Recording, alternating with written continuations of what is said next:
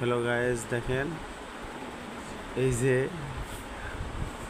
ওর আম্মু ওকে কীভাবে মারছে। দেখেন এই যে হাতটা দেখেন।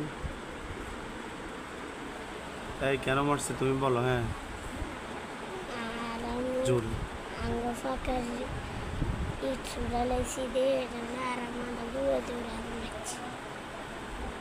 দেখেন গাইস, ও বলতেছে ওর আম্মু ওকে মারছে এই কারণে যে ওদের একটা ফ্লোর আছে বাড়িতে, ওই ফ্লোরের ইট ছুটাইছে, এই কারণে নাকি ওকে এইভাবে মারছে। দেখি এটা কোনো মায়ের হলো, এই দাগ লাগাই ফেলছে পুরো একদম। এই যে দেখেন পুরো লাল লাল হয়ে আছে।